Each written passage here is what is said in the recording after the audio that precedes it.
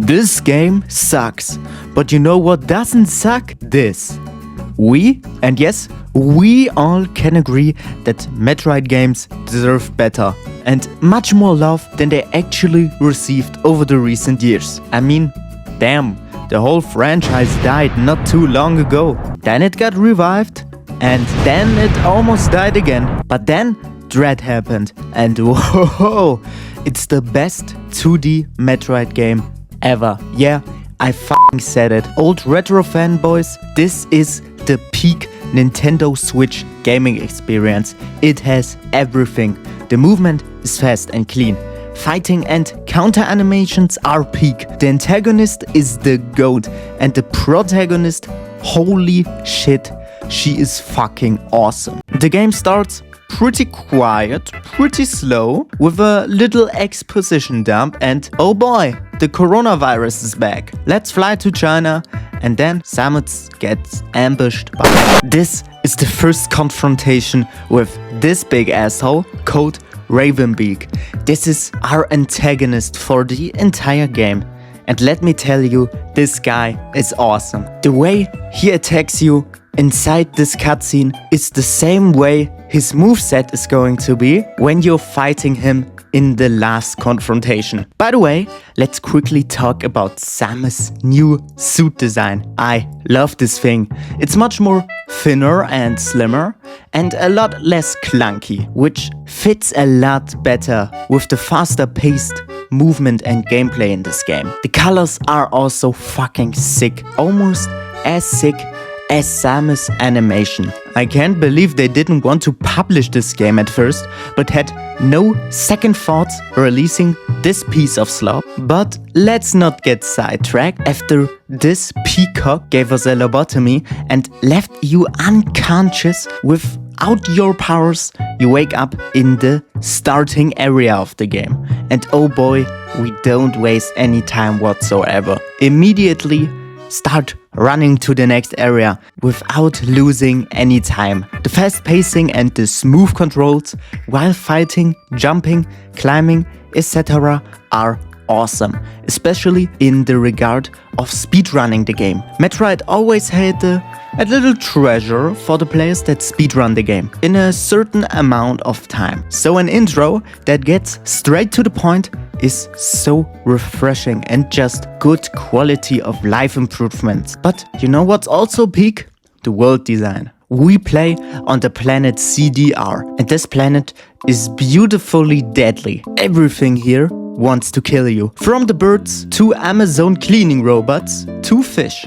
But they all do that in this beautiful environment. It's peak. Of course, not everything here is sunshine and rainbows, but it sure is very atmospheric. From the old laboratory to the rain outside. The bosses here are also crazy good. From failed experiments to dead soldiers to an obese dragon. High grade. Everything here is beautifully well crafted and fits so well. Samus manages to fight them with so much sass. She could resemble a Greek goddess. But you know what also makes me feel like I'm in a Greek mythology? The Emmy. The Emmy were Metroid Dread's big showgirl, and with every right, they are intimidating as hell. These robots are Metroid's second try of the stalker enemy type. The first one being the SRX in Metroid Fusion. The Emmy are not as horrifying or creepy as the SRX, but they sure as hell are intimidating. When they spot you, and trust me, you pray they don't, they run up to you like a wild animal. This movement makes them much more creepy and stand out than the rest of the enemy types in this game. When you enter their lair, you get this eerie music and movie-like filter. So the player knows I have to get the fuck out here. Of course, when you start getting certain upgrades in this game, you are able to kill them. But that only happens very late in the game, so they are still very feared. And trust me, until you do get those upgrades, these things are death incarnate. Having this enemy type in your game is not easy and very difficult to balance with your progression system, but God, they implemented it so well. And we are talking about Nintendo here. You know, the same guys that made this. Fighting against Raven Peak